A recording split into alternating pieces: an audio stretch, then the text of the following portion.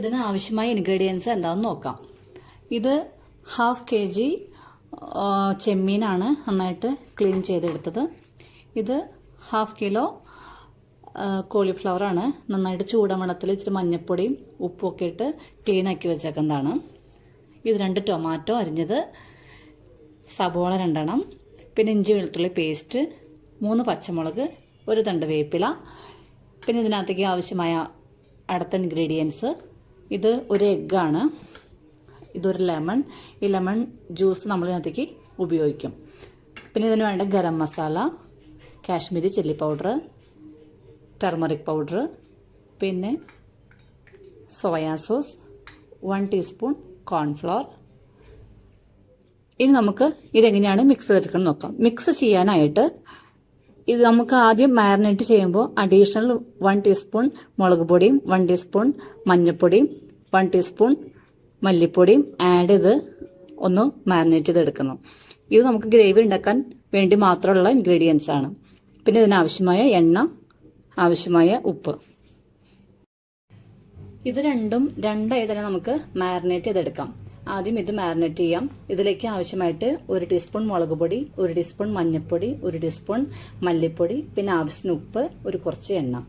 അതേപോലെ തന്നെ ഇതിലും മാരിനേറ്റ് ചെയ്തെടുക്കാം. പക്ഷെ ഇതിന് അത്രയും എമൗണ്ട് ഇൻഗ്രീഡിയൻസ് വേണ്ട. 1/2 ടീസ്പൂൺ മുളക് പൊടി, 1/2 ടീസ്പൂൺ മഞ്ഞൾപ്പൊടി, 1/2 ടീസ്പൂൺ മല്ലിപ്പൊടി, പിന്നെ ആവശ്യത്തിന് ഉപ്പ്, എണ്ണ. കാരണം ചെമ്മീനിൽ പുറത്തേക്ക് തന്നെ ആവശ്യത്തിനുള്ള ഇതിനകത്ത് കൂടുതൽ മസാല അകത്തേക്ക് ആവശ്യമായതുകൊണ്ടാണ് ഇത്തിരി കൂടുതൽ എമൗണ്ട് ഇൻഗ്രീഡിയൻസ് മാരിനേറ്റ് ചെയ്യാനായിട്ട് ഉപയോഗിക്കുന്നത്. ആദ്യം കോളിഫ്ലവർ പറഞ്ഞ ഇൻഗ്രീഡിയൻസ് എല്ലാം ഇട്ടിട്ട് ഒന്ന് മാരിനേറ്റ് ചെയ്തിട്ടുണ്ട്. അതേപോലെ തന്നെ പ്രോൺസ് നമുക്കൊന്ന് മാരിനേറ്റ് ചെയ്തെടുക്കാം. രണ്ടും സെപ്പറേറ്റ് മാരിനേറ്റ് ചെയ്യണം. എന്താണെന്ന് വെച്ചിട്ടുണ്ടെങ്കിൽ പ്രോൺസിന്റെ ഔട്ട്സൈഡ് മാത്രമാണ് ശരിക്കും ഇതിൻ്റെ ഒരു ചേരുവകളൊക്കെ പിടിക്കുള്ളൂ. പക്ഷേ കോളിഫ്ലവറിനാണെങ്കിൽ അതിനകത്തേക്ക് നന്നായിട്ട് ഇത് ഇൻഗ്രീഡിയൻസ് എല്ലാം പോകണം. അതിന് വേണ്ടിയിട്ട് രണ്ടായിട്ട് മിക്സ് ചെയ്യുന്നത്. ഇതിന് ശേഷം നമുക്ക് അതിലേക്ക് ഒരു ഹാഫ് വീതം എഗ്ഗ് ഒരെണ്ണം നമുക്ക് ഒഴിക്കാം. ഒരു എഗ്ഗേ ഉള്ളൂ, അത് 2ആയിട്ട് ഡിവൈഡ് ചെയ്തിട്ട് 2ലേക്ക് ഒഴിച്ചാൽ മതി. പിന്നെ ഇതിനകത്തേക്ക് ഒരു ചെറുനാരങ്ങ എടുത്താൽ 1/2 ചെറുനാരങ്ങയുടെ നീര് ഇതിനകത്തേക്ക് ഒഴിക്കാം. ബാക്കി ചെറുനാരങ്ങയുടെ നീര് കോളിഫ്ലവർ മിക്സ് ചെയ്തതിലേക്കും ഒഴിക്കാം.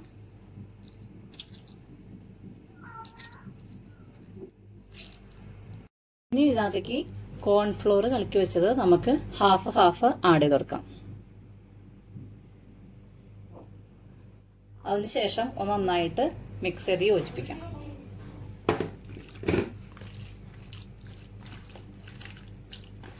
അപ്പം അത്യാവശ്യം നല്ല ക്രിസ്പി ആയിട്ടും കുറച്ച് ഹെവി ആയിട്ടും ഇരിക്കും. ഇത് നമ്മൾ വറക്കണ സമയത്ത് ഇത് ഉടഞ്ഞു പോവില്ല.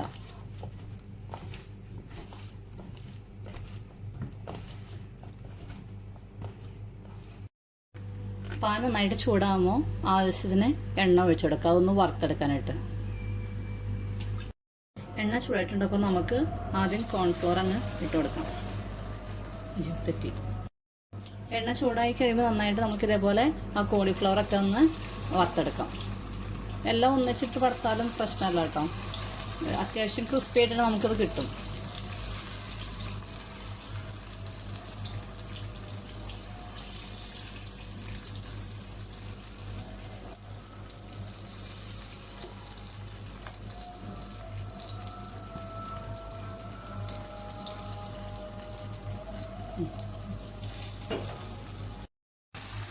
ഇതിപ്പോൾ നന്നായിട്ടൊരു ഹാഫ് കുക്കായിട്ടുണ്ട്. നമുക്ക് ഇനി അത് വേറൊരു പാത്രത്തിലേക്ക് പകർത്താം. അതേപോലെ തന്നെ ആ എണ്ണയിൽ തന്നെ നമുക്ക് ചെമ്മീനും ഒരു ഹാഫ് കുക്ക് ചെയ്തെടുക്കാം. ഇതും കംപ്ലീറ്റ് ചെമ്മീൻ ഒന്നിച്ചിട്ടിട്ടാണ് ഞാൻ ഒന്ന് കുക്ക് ചെയ്യാം. കുറച്ച് സമയം ഒന്ന് കുക്ക് ചെയ്തെടുത്താൽ മതി. ഒരു ഹാഫ് കുക്ക് ചെയ്തെടുത്താൽ മതി.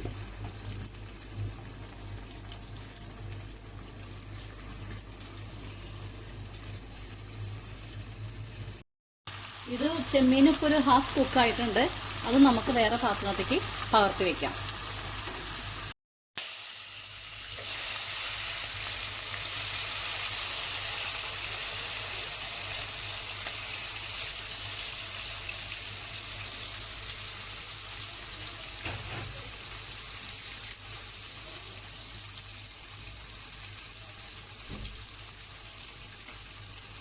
നമുക്ക് ഇതിനകത്ത് കുറച്ച് ഉപ്പും കൂടി ഇട്ടിട്ട് നന്നായിട്ടൊന്ന് വഴറ്റി കിടക്കും. ഉപ്പ് ഇട്ടുമ്പോൾ ഇത് പെട്ടെന്ന് തന്നെ വഴന്ന് കിട്ടും.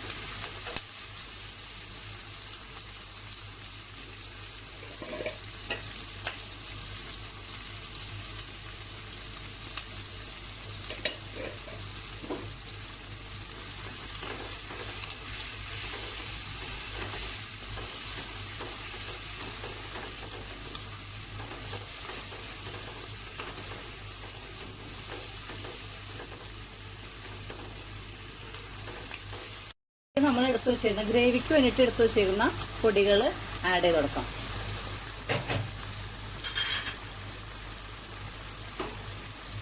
ഗരം മസാല, പിന്നെ കുറച്ച് പെപ്പർ പൗഡറും കൂടെ അഡീഷണൽ ആഡ് ചെയ്ത് കൊടുക്കണം. ഒന്ന് നന്നായിട്ട് മിക്സ് ചെയ്ത് കൊടുക്കാം.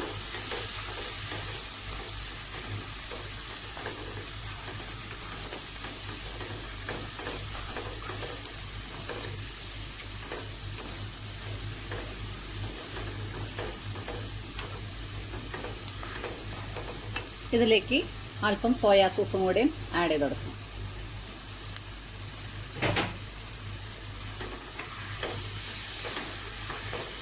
ഇനി നമുക്ക് ഫ്രൈ ചെയ്ത് വെച്ചിരിക്കുന്ന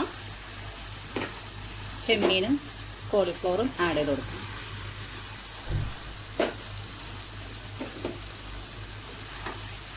ഇതെല്ലാം നന്നായിട്ടൊന്ന് മിക്സ് ചെയ്ത് യോജിപ്പിക്കാം.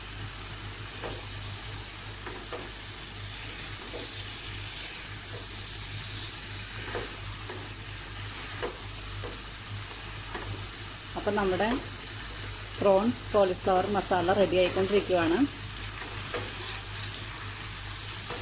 ഇനി ഇതൊരു 5 മിനിറ്റ്സ് നമുക്ക് ക്ലോസ് ചെയ്ത് വെച്ചിട്ട് ഒന്ന് വേവിച്ചെടുക്കാം. നമ്മൾ ഹാഫ് കുക്കിലാണ് നിർത്തിയിരുന്നത്. ഇനി മസാലകളുടെ കൂടെ നമുക്കൊരു 5 മിനിറ്റ്സ് കൂടെ ക്ലോസ് ചെയ്ത് വേവിച്ച് വെക്കാം. ഈ സമയത്ത് ഉപ്പ് ആവശ്യത്തിന് വേണമെങ്കിൽ ചേർക്കാൻ കേട്ടോ നോക്കിയിട്ട്.